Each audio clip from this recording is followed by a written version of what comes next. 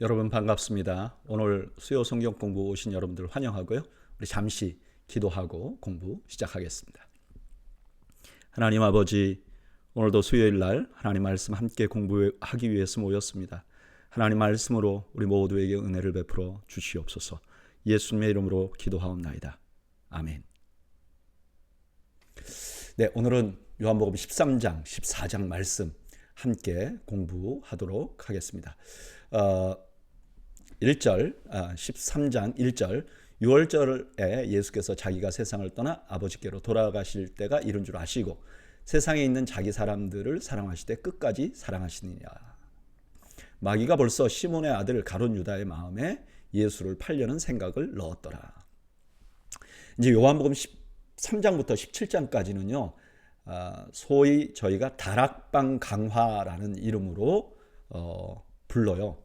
예수님께서 십자가 지시기 전날 이제 다락방에 모였잖아요. 그래서 거기서 세족식도 하고 제자들 가르치시기도 하고, 그래서 마지막 사역을 좀 더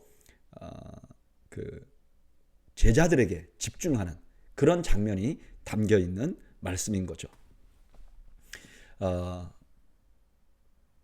오늘 본문에서는 예수님께서 십자가에서 죽으실 것을 아셨다라고 말해요. 그러나 제자들을 사랑하는 마음 자체는 변하지 않았다.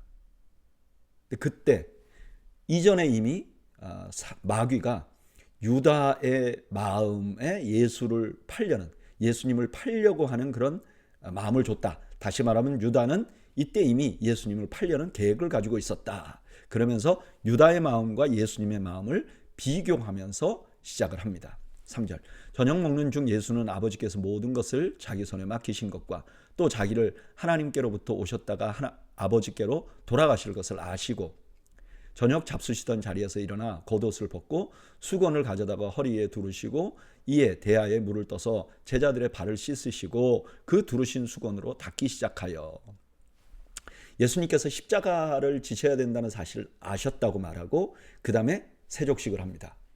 그러니까 이 세족식을 하는 것이 단순한 겸손의 일이 아니라 예수님의 십자가 사건을 나타내는 일, 즉 예수님께서 십자가를 지심은 자기를 낮추시고 죽으심으로 그를 따르고 믿는 자들을 정결하게 해주시는 사역이라는 걸 보여주는 상징적인 행동이라는 것을 알게 해줍니다. 자, 그런데 제자들은 이것이 그런 의미가 있다는 걸 이해를 못해요. 그래서 6절, 시몬 베드로에게 이르시니 베드로가 이르되 주여 주께서 내 발을 씻으시나이까? 예수께서 대답하여 이르시되 내가 하는 것을 내가 지금은 알지 못하나 이후에는 알리라. 베드로가 이르되 내 발을 절대로 씻지 못하시리이다. 예수께서 대답하시되 내가 너를 씻어주지 아니하면 내가 나와 상관이 없느니라. 베드로 당연히 이걸 이해를 못했죠.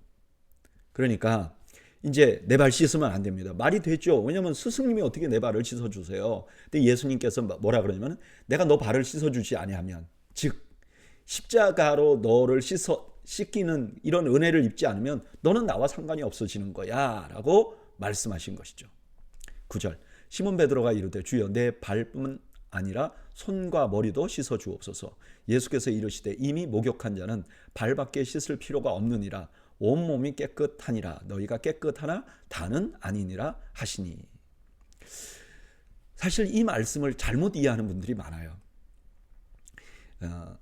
세족식 이전에 예수님을 믿는 사람은 세족식 같은 성례만 받을 필요가 있다. 그래서 매번 깨끗하게 해야 된다. 이렇게 이해하는 분들이 굉장히 많아요. 그러니까 베드로가 예수님께서 베드로에게 너 목욕을 했잖냐. 그러니까 발만 씻으면 된다. 내가 너 구원했잖아. 이제는 이렇게 참회나 고백을 통해서 이렇게 발만 씻으면 돼. 구원받은 사람은 구원은 흔들리지 않고 발만 씻으면 돼. 이런 말씀으로 이해를 한단 말이에요. 많은 분들이. 그렇게 해석을 해버리면 이 세족식은 십자가가 아니라 그냥 성례 혹은 참회하는 것, 이렇게밖에 상징이 안 되는 거죠. 그러니까 원래 본문이 가지고 있는 의미를 희석시키는 거예요. 사실 이 세족식은 십자가에 주님께서 하신 일을 보여주는 상징이라고 했잖아요. 그러니까 예수님께서 제자들의 발을 씻어 주심으로 이들이 구원을 얻는 게 아니에요. 그렇죠? 그리고 여기 이미 목욕한 자는, 그러니까 이미 구원받은 사람은 다시 뭔가를 할 필요가 없는 거예요. 근데 다만 뭐만 하면 되죠? 내가 구원받은 것이 어떤 의미인지 잊지 않으면 되는 거죠. 이거를 보고 발 씻는다 이렇게 표현을 하는 거죠. 그러니까 발 씻는 것은 내가 구원받은 이후에 짓는 죄를 씻는 게 아니고 내가 구원받았음을 잊지 않는 것을, 그리고 그것이 어떤 의미인지를 잊지 않는 것을 의미하는 거죠. 이거를 잘 이해하는 게 세족식의 예수님의 사건을 잘 이해하는 아주 열쇠입니다. 11절. 이는 자기를 팔자가 누구인지 아심이라. 그러므로 다는 깨끗하지 아니하다 하시니라. 그들의 발을 씻으신 후에 옷을 입으시고 다시 앉아 그들에게 이르시되 내가 너희에게 행한 것을 너희가 아느냐. 너희가 나를 선생이라 또는 주라 하니 너희 말이 옳도다. 내가 그러하다. 내가 주와 또는 선생이 되어 너희 발을 씻었으니 너희도 서로 발을 씻어주는 것이 옳으니라. 내가 너희에게 행한 것 같이 너희도 행하게 하려 하여 본을 보였노라. 자, 이 세족식의 또 다른 의미를 알려주는 거예요.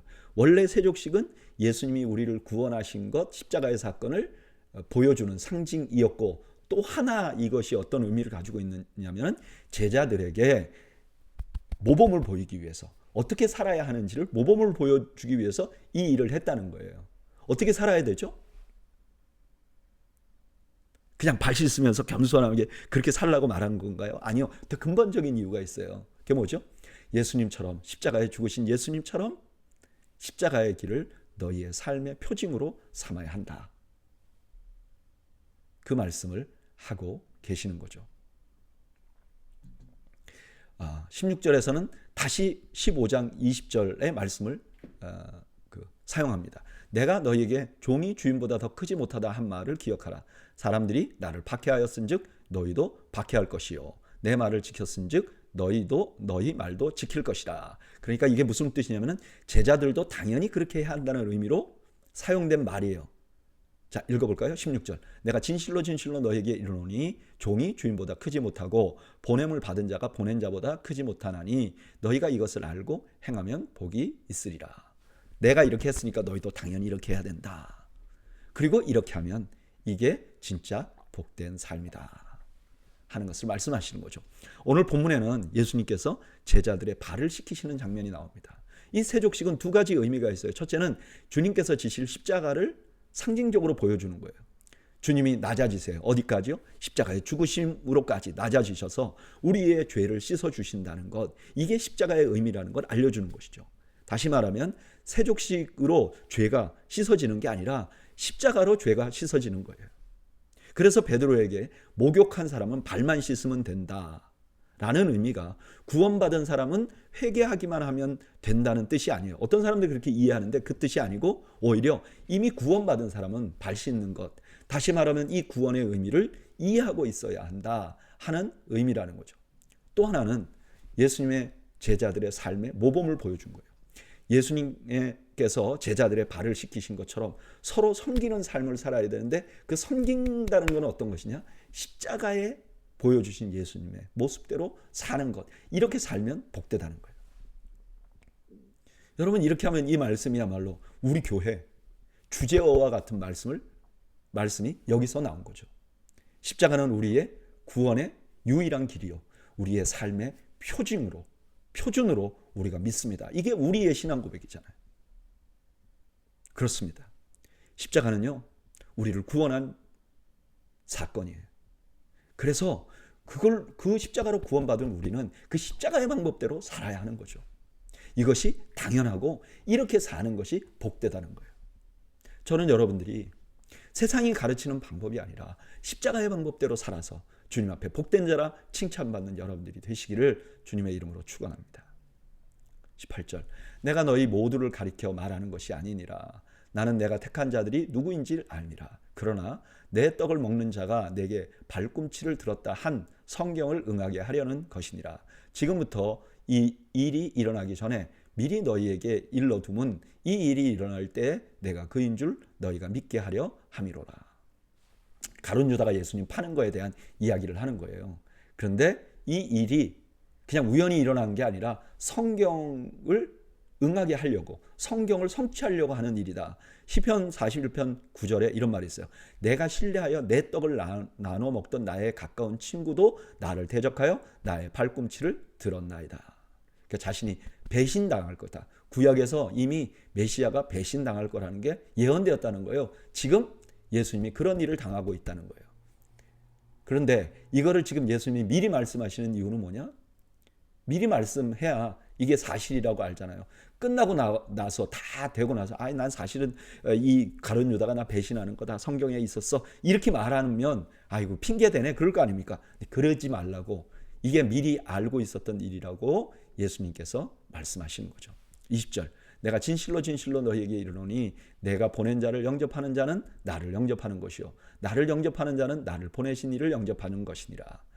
예수께서 이 말씀을 하시고 심령이 괴로워 증언하여 이르시되 내가 진실로 진실로 너희에게 이르노니 너희 중 하나가 나를 팔리라 하시니. 지금 주님을 영접하지 않는 자, 그가 배반할 것이고 그 배반한 자는 예수님을 배반하는 게 아니라 하나님을 배반하는 것이라고 말씀하는 거죠. 그리고 21절에 예수님이 괴로워하십니다. 성경에 특별히 요한복음에 예수님이 괴로워하셨다는 게 3번 나와요. 처음에는 어디서 나오죠? 나사로의 죽음 앞에서 울고 있는 사람들을 보면서 마음을 아파하세요. 두 번째로는 십자가를 예상하시고 12장에 십자가를 예상하시고 괴로워하세요.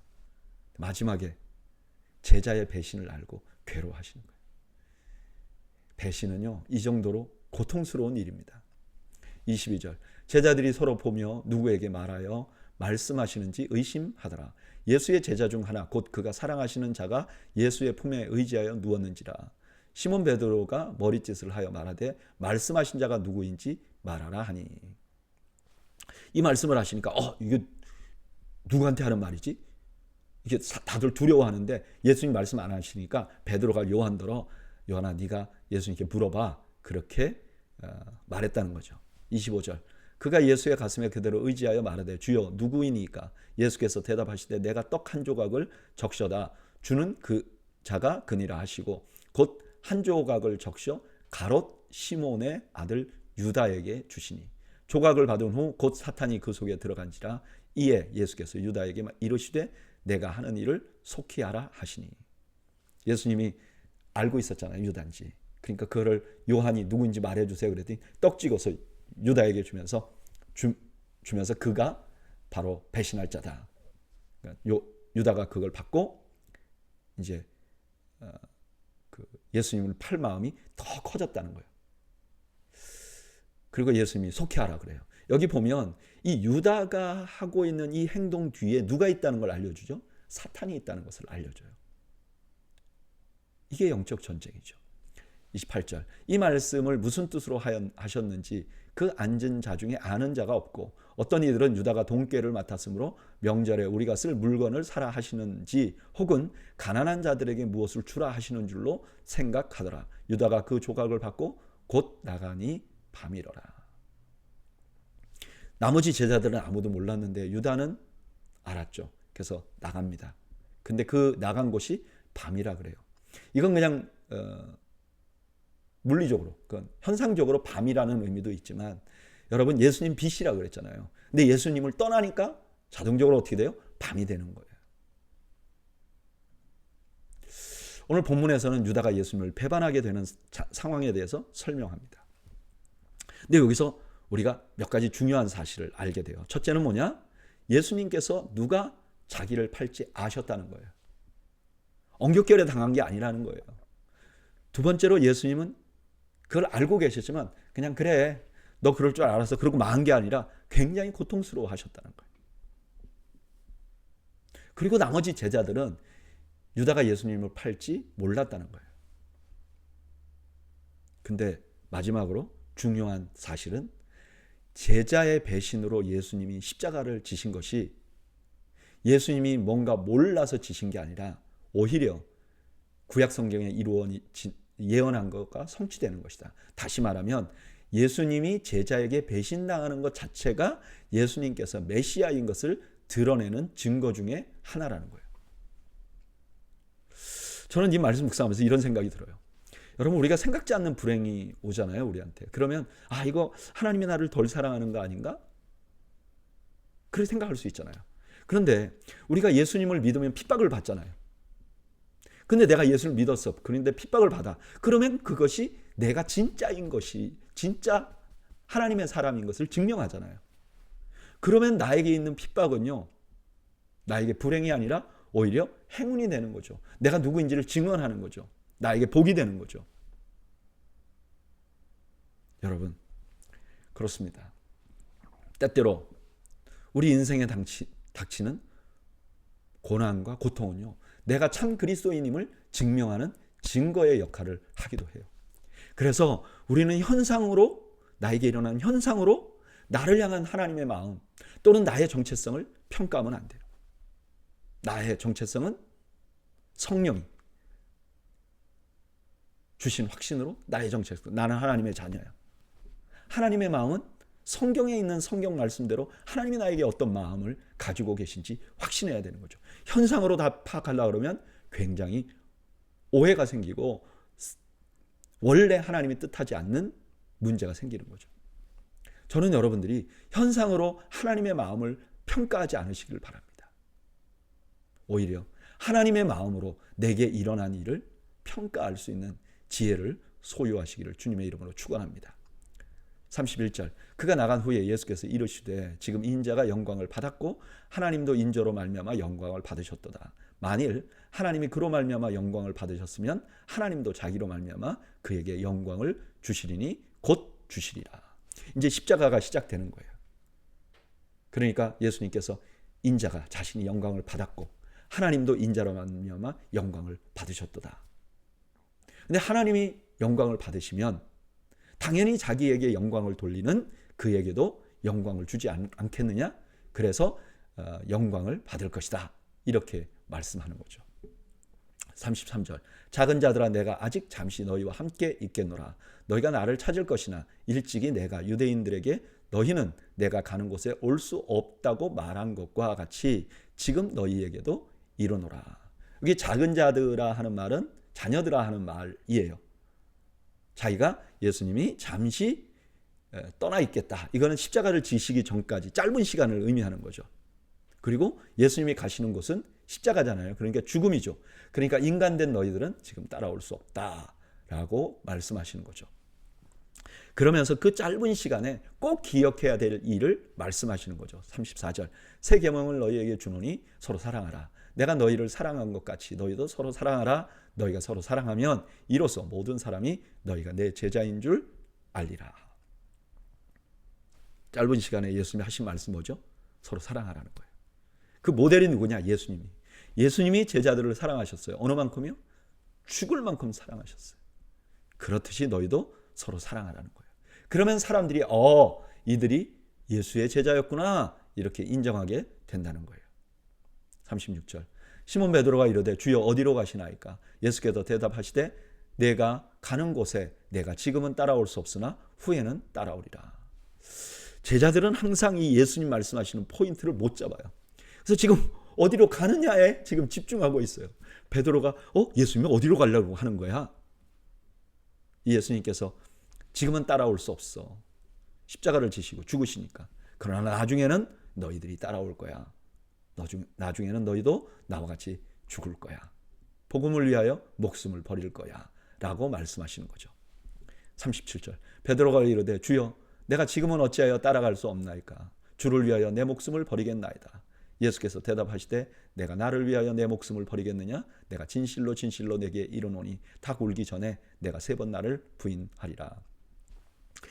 목숨을 버리겠다고 말합니다. 베드로가. 베드로의 이 말에 대해서 예수님이 인정하세요. 그럴 것이다. 너가 나중에는 그럴 것이야. 그러나 지금은 3번이나 나를 부인할 거야. 이것이 너희가 지금은 나를 따라올 수 없지만 후에는 따라올 것이라는 말의 대답이야 라고 예수님 말씀하신 것이죠. 오늘 본문에서 주님께서는 십자가를 지시기 전에 아주 긴박한 상황에 제자들에게 꼭 필요한 말씀을 전해주십니다. 그게 뭐죠? 서로 사랑하라는 거예요. 어떻게 서로 사랑하는가? 주님께서 하신 것처럼. 주님이 어떻게 하셨죠? 십자가를 지셨잖아요. 십자가를 지는 것 같이 서로 사랑하라는 거예요. 그러면 사람들로부터 제자라고 인정을 받을 것이라는 거예요. 그러면서 제자들은 예수님처럼 목숨을 버리는 사람들이 될 것이라고 말씀하세요. 여러분, 예수님의 제자들은 어떤 사람들이냐? 주님이 하신 대로 하는 사람들입니다. 주님께서 하신 건 뭐죠? 우리를 사랑하셔서 십자가를 지신 것이죠. 죽으신 것이죠. 우리도 그렇게 하라는 거예요. 근데 그런 사랑이란 과연 우리 현실에는 어떻게 나타날까? 이 말씀 묵상하면서 이 현실에 우리가 사는 세상에서 주님이 우리에게 보여준 사랑을 그래도 좀 비슷하게 보여줄 수 있는 사랑이 뭐가 있을까? 생각해 보니까 부모가 자식을 사랑하는 것이 그와 비슷한 것 같아요. 부모가 자식을 사랑하는 것은 자기를 부인할 만큼 사랑하잖아요. 조건 없이 사랑하잖아요. 그러니까 오늘 성경은 이렇게 말하는 거죠. 너희가 너희 자식을 사랑하는 것처럼 너희도 서로 사랑하면서 살아줘.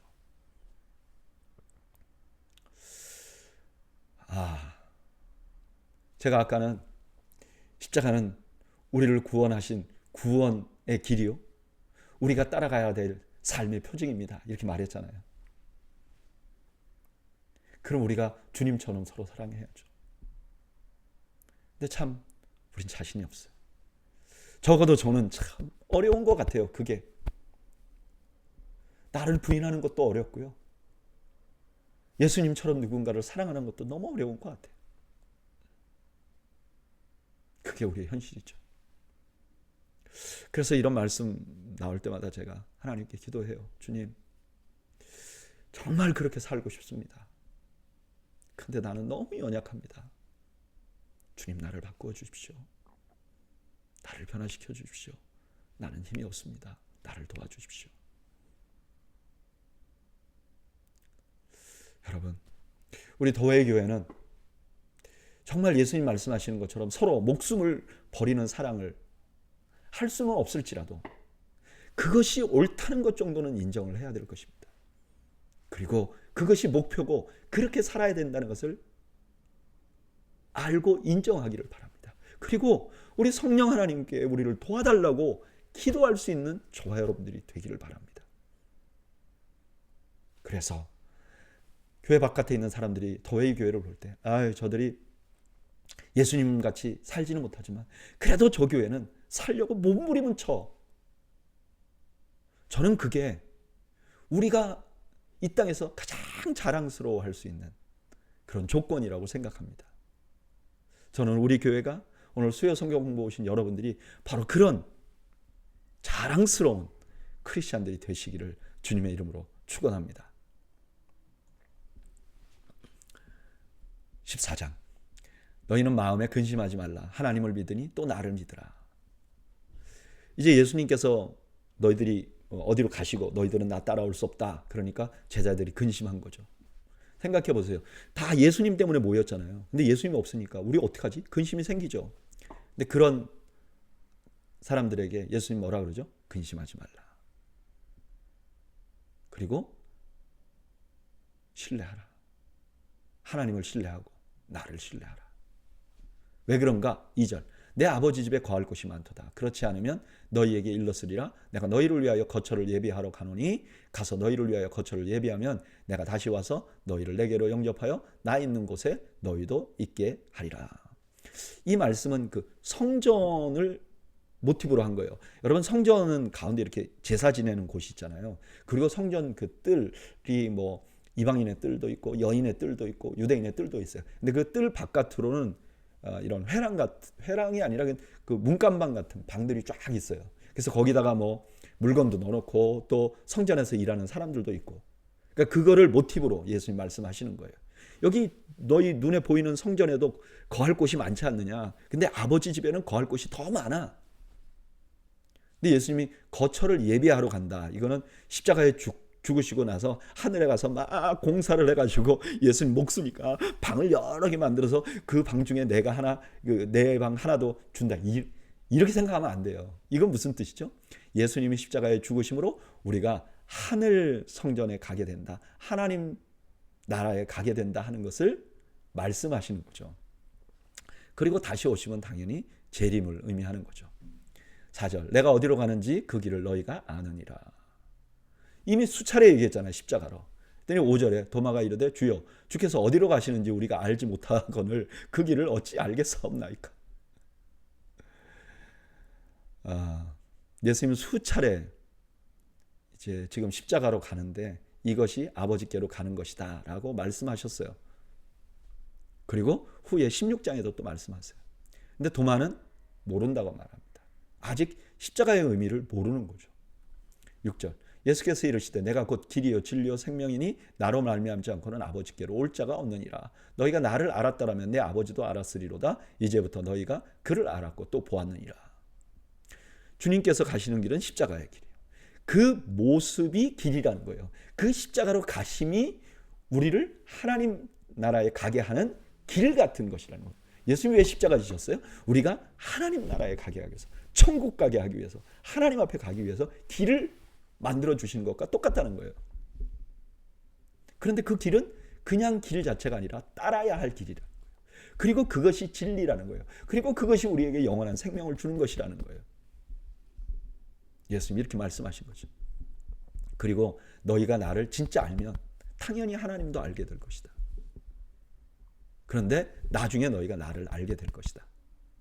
십자가와 부활이 내가 누군지, 주님이 누구신지 알게 되고 알려지게 되고 증명하게 되고 그리고 그러면 당연히 하나님도 어떤 분인지 알게 될 것이다 라고 말씀하는 거죠. 8절 빌립이 이르되 주여 아버지를 우리에게 보여주옵소서. 그리하면 족하겠나이다. 예수께서 이르시되 빌립아 내가 이렇게 오래 너희와 함께 있을 때 내가 너희를 알지 못하느냐? 내가 나를 알지 못하느냐? 나를 본 자는 아버지를 보았거늘 어찌하여 아버지를 보이라 하느냐? 예수님 앞에 빌립이 하나님 그럼 보여주십시오. 그랬더니 나를 보면 하나님을 알지 않느냐? 왜? 이유를 다음번에 말씀하시죠. 다음 절에 10절 내가 아버지 안에 거하고 아버지는 내 안에 계신 것을 내가 믿지 아니하느냐? 내가 너희에게 이런 말은 스스로 하는 것이 아니라 아버지께서 내 안에 계셔서 그의 일을 하시는 것이라. 내가 아버지 안에 거하고 아버지께서 내 안에 계심을 믿으라. 그렇지 못하겠거든 행하는 그 일로 말미암아 나를 믿으라.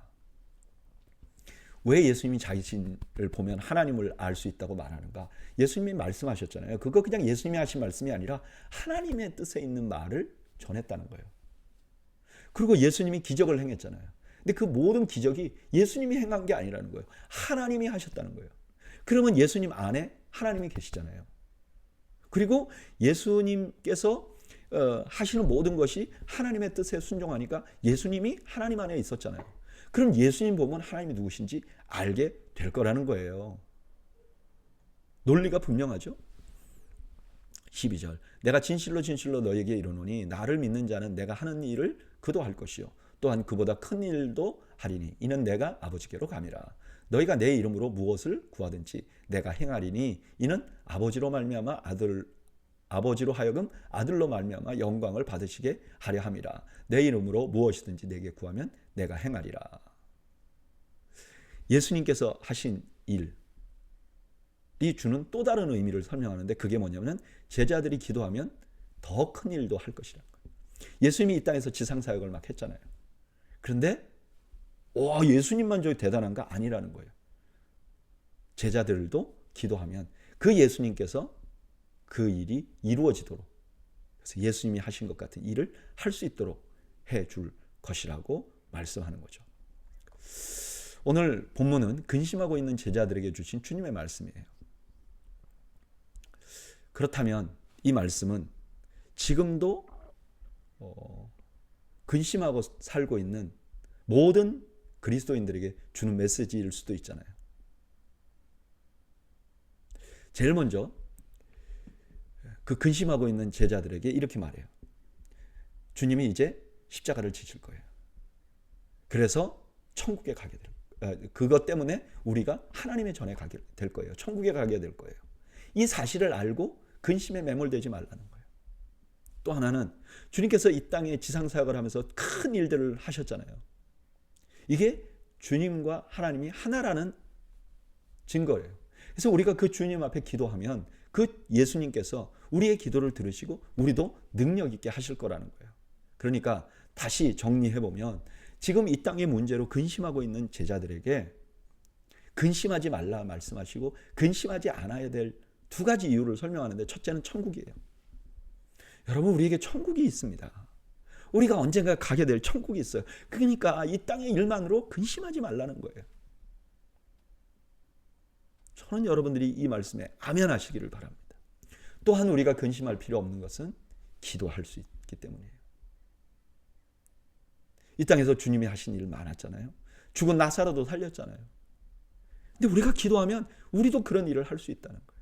하나님이 우리를 위하여도 그런 일을 할 수 있도록 해주시겠다는 거예요. 그러니까 근심하지 말고 대신 뭐 하라는 거죠? 기도하라는 거죠. 옛날에 우리가 부르던 찬송이 있잖아요.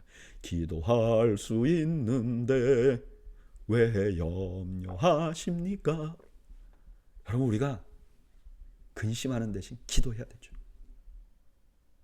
그리고 근심거리가 생기면 이 땅이 다가 아니라 영원한 천국을 바라봐야죠. 저는 여러분들이 근심으로부터 벗어나는 은혜가 있기를 주님의 이름으로 축원합니다. 15절, 너희가 나를 사랑하면 나의 계명을 지키리라. 내가 아버지께 구하겠으니 그가 또 다른 보혜사를 너희에게 주사 영원토록 너희와 함께 있게 하리니 그는 진리의 영이라 세상은 능히 그를 받지 못하나니 이는 그를 보지도 못하고 알지도 못함이니라. 그러나 너희는 그를 아나니 그는 너희와 함께 거하시며 또 너희 속에 계시겠습니다. 예수님의 제자가 되면 예수님의 말씀을 지킬 수밖에 없잖아요. 그죠? 그런데 그런 제자들을 위해서 예수님이 다른 보혜사를 보내주신다는 거예요. 그러면 다른 보혜사라는 거는 지금 어떤 보혜사가 있는데 그와 다른 보혜사를 의미하는 거잖아요. 그러면 그냥 원래 있던 보혜사는 누구죠? 예수님이죠. 그런데 그 예수님과 그 다시 오실 보혜사와의 다른 점 뭐냐? 그 다시 오실 보혜사는 영원히 떠나지 않는다는 거예요. 예수님은 조금 있으면 떠나셔야 되는데. 18절, 내가 너희를 고와 같이 버려두지 아니하고 너희에게로 오리라. 조금 있으면 세상은 다시 나를 보지 못할 것이로되 너희는 나를 보리니 이는 내가 살아있고 너희도 살아있겠음이니라. 예수님께서 제자들을 떠나시지만 버려두고 가는 건 아니라는 거예요. 그리고 다시 오신다는 거, 그 다시 오신다는 것은 세 가지 의미를 생각해 볼 수 있죠. 첫째는 부활 후에, 그러니까 십자가를 지시고 그다음 부활하시는 거, 다시 오시는 거. 또 하나는 종말에 다시 오시는 거. 그리고 또 하나는 성령님으로 오순절에 오시는 거. 근데 문맥을 보면 지금 성령님이 오시는 거에 대해서 보혜사라고 말씀하셨잖아요. 그러니까 내가 너희를 고와 같이 버려주지 아니하고 너희에게로 오리라 하는 말씀은 성령님으로 오순절에 오실 것을 말씀하시는 거죠. 20절, 그날에는 내가 아버지 안에 너희가 내 안에 내가 너희 안에 있는 것을 너희가 알리라. 나의 계명을 지키는 자라야 나를 사랑하는 자니 나를 사랑하는 자는 내 아버지께 사랑을 받을 것이요 나도 그를 사랑하여 그에게 나를 나타내리라. 성령님께서 오시는 그날에 일어날 일이 뭐죠? 예수님이 아버지 안에, 너희가 예수님 안에, 그 다음에 예수님이 너희 안에. 이게 어떻게 가능해요? 성령님이 우리 안에 들어오시면 가능한 거죠. 그리고 다시 21절을 통해서 계명을 지키는 자들은 바로 그 성령님을 통해서 주님을 더욱더 분명히 알게 될 것이라고 말씀하세요. 오늘 본문에서 주님은 자신의 말씀을 지키려고 하는 제자들을 고와 같이 버려두지 않으시겠다고 약속하세요. 그를 위해서 예수님 역할을 하신 보혜사로 성령님을 구하겠다고 말씀하세요. 그러면 성령님을 통해서 우리가 주님 안에 거하고 주님이 내 안에 거하는 은혜를 누리게 된다는 거예요. 이렇게 내가 주님 안에 있고 주님이 내 안에 있으면 누리는 가장 큰 축복은 뭐냐? 우리가 주님을 좀 더 분명하게 알아가게 되는 거죠. 저는 이 말씀 너무 좋아요. 여러분, 우리가 인생을 살아가다 보면 혼자 있는 듯한 느낌이 들 때가 있잖아요. 아니, 가족이 있고 분명히 교우들이 있고 다 같이 있는데도 우리가 어떤 인생의 짐이라는 걸 생각해 보면 각자가 져야 될 짐이 있잖아요. 그것이 남편이든 아내든 그것이 자식이든 우리 각자가 어느 정도의 짐은 지고 있어요. 근데 이 짐이 무겁다고 느껴지면 이상하게 내가 혼자 있구나 이런 생각이 들어요. 근데 그때 주님이 이렇게 말씀하시는 거죠. 내가 너를 고와 같이 버려두지 않을 것이야. 너와 함께 있을 것이야. 아니 너 안에 있을 것이야. 이렇게 말씀하시는 거죠. 여러분, 우리 주님이 여러분들 안에 계심을 믿으시기 바랍니다. 성령님으로 여러분들 안에 계십니다. 우리는 어떠한 상황에도 버려지지 않습니다. 우리는 주님과 함께합니다. 저는 이런 말씀 들으면요, 그냥 감사합니다. 이 한마디밖에 안 나오는 것 같아요. 주님 감사합니다. 나를 혼자 두지 않으심 감사합니다.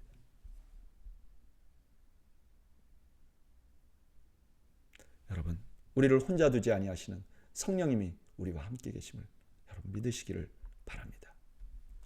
22절 가룟인 아닌 유다가 이르되 주여 어찌하여 자기를 우리에게 나타내시고 세상에는 아니하려 하시나이까. 예수께서 대답하여 이르시되 사람이 나를 사랑하면 내 말을 지키리니 내 아버지께서 그를 사랑하실 것이요 우리가 그에게 가서 거처를 그와 함께 하리라. 제자 중에 유다, 이제 가롯 유다 말고 다른 유다가 예수님 그렇게 우리한테는 예수님 나타내듯이 세상에서 나타내 주세요. 왜 그렇게 말했느냐? 예수님 당시 유대인들이 기대하던 메시아는 온 세상에 알려지는 메시아였기 때문에 그래요. 근데 주님이 주신 대답은 뭐죠? 진짜 제자에게 내가 나를 나타낼 것이다. 이렇게 말씀하시죠. 24절 나를 사랑하지 아니하는 자는 내 말을 지키지 아니하나니 너희가 듣는 말은 내 말이 아니요 나를 보내신 아버지의 말씀이니라. 내가 아직 너희와 함께 있어 이 말을 너희에게 하였거니와 보혜사 곧 아버지께서 내 이름으로 보내실 성령 그가 너희에게 모든 것을 가르치고 내가 너희에게 말한 모든 것을 생각나게 하리라. 반대로 예수님의 말씀을 듣지 않고 예수님께 순종하지 않는 사람들은 진짜 제자가 아니에요. 그러니까 당연히 주님을 모르게 되는 거죠. 그런데 지금 제자들은 어떠냐? 지금은 주님을 충분히 이해하지 못해요. 그런데 아까도 말씀드린 것처럼 우리가 주님의 참 제자가 되면 성령님이 오시잖아요. 그럼 성령님께서 주님께서 하신 말씀을 다 기억나게 하고 그것을 이해할 수 있도록 만들어 준다는 거예요. 그런 일은 사도행전에서 실제로 일어났잖아요. 성령님이 오시고 예수님 부활하시고 나서 성령님이 오시니까 제자들이 주님께서 그때 하신 말씀이 이런 의미였구나 알게 되는 역사가 일어난다는 거예요. 그래서 베드로가 긴 설교를 하잖아요. 사도행전에 보면 그 설교의 내용이 뭐예요? 구약의 이런 말씀들 또 예수님이 이 땅에 오셔서 하신 말씀 이 모든 것이 예수님이 바로 그 메시아라는 것을 증언하는 증거였다라고 확신을 갖게 되는 거죠. 그게 구약의 말씀과 예수님이 하신 말씀과 이 모든 말씀이 베드로가 다 생각나게 하고 그게 어떤 의미인지 알게 되었다는 것을 증언하는 증거인 것이죠. 27절 평안을 너희에게 끼치노니 곧 나의 평안을 너희에게 주노라. 내가 너희에게 주는 것은 세상이 주는 것과 같지 아니하니라. 너희는 마음에 근심하지도 말고 두려워하지도 말라. 내가 갔다가 너희에게로 온다 하는 말을 너희가 들었나니 나를 사랑하였더라면 내가 아버지께로 감을 기뻐하였으리라. 아버지는 나보다 크심이라. 주님의 성령에 대한 약속을 주시고 주님의 말씀을 깨닫게 해 주실 것이라고 말씀하시고 나서 다시 평안을 선포하세요. 이 평강은 성령께서 우리에게 주시는 역사 중에 하나가 아닐까 합니다. 그리고 그 다음에 주님이 가신다는 말을 듣고 불안해하는 제자들에게 뭐라 그러냐? 너희가 십자가의 의미를 제대로 알면 이게 오히려 기뻐했을 거야. 너무나 감사하고 우리 주님께는 너무나 아픈 일이지만 그로 인해서 내가 구원을 얻게 된다 하는 것을 알게 되면 기뻐하였을 것이라는 거예요. 그리고 하나님께서는 그 제자들이 생각하는 것보다 훨씬 더 큰 계획을 가지고 계신 분이다. 지금 일어나는 현상으로다가 모든 걸 판단하지 말라고 말씀하시는 거죠. 29절 이제 일이 일어나기 전에 너희에게 말한 것은 일이 일어날 때에 너희로 믿게 하려 함이라. 이후에는 내가 너희와 말을 많이 하지 아니하리니 이는 세상의 임금이 오겠습니다. 그러나 그는 내게 관계할 것이 없으니 오직 내가 아버지를 사랑하는 것과 아버지께서 명하신 대로 행하시는 것을 세상이 알게 하려 함이로다. 일어나라 여기를 떠나자 하시니라. 십자가에 대해서 지금 말씀하셨잖아요. 제자들에게 성령이 오실 것이라고 말씀하고 다 이렇게 말씀하셨잖아요. 이거를 일어나기 전에 말씀하신 것은 이게 우연히 일어난 것이 아니다 하는 것을 증명하는 게 목적이 아니라 그를 통해서 제자들이 그렇구나. 주님이 다 이미 말씀하셨지 하고 믿게 하려고 했다는 거예요. 그리고 여기 30절에 나오는 세상의 임금은 사탄을 말하는 거고요. 결국 마지막에 뭐라 그러는 거죠? 사탄의 행동이 오히려 주님이 어떤 분이신지 드러나게 될 것이다. 사탄이 가룟 유다를 충동질해서 예수님 팔게 하고 그 다음에 그 유대인들이 예수님을 십자가에 못 박고, 그런데 그 일이 예수님이 진짜 누군지 증명하는 동기가 되죠. 왜냐하면 예수님 부활하심으로 예수님이 누구신지 세상에 알리시고 증명하셨기 때문에 그래요. 오늘 본문에서는 성령님께서 우리 안에서 행하실 일을 알게 해줘요. 첫째는 뭐죠? 주님의 말씀을 생각나게 하시고 이해하게 하세요. 그리고 두 번째는 뭐냐? 평안을 주세요. 제자들이 환난을 당해도 평안을 누릴 수 있었던 이유는 그 안에 성령님 때문이에요. 저는 이 말씀 묵상하면서 나는 정말 평안한가? 평안이 있는가? 어떤 때는 평안이 있어요. 근데 어떤 때요? 평안이 없는 때가 있어요. 왜 평안이 없지? 내게 무슨 일이 있지? 그렇게 생각하면 답이 없는 거예요. 평안은 누구로부터 오는 거죠? 성령님으로부터 오는 거예요. 우리가 성령님께 순종하면 상황이 어떻든 그 안에서 평안을 누릴 수 있는 거죠. 요즘 가끔 유튜브나 혹은 TV 방송에 기독교 초기에 핍박받던 성도들의 거처가 나와요.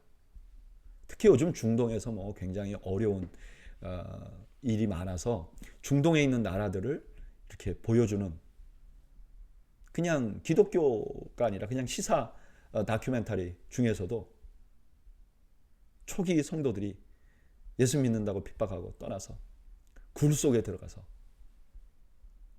살면서도 그 안에서 평안을 누렸던 그런 장면을 보게 돼요. 어떻게 그렇게 될 수 있었을까요?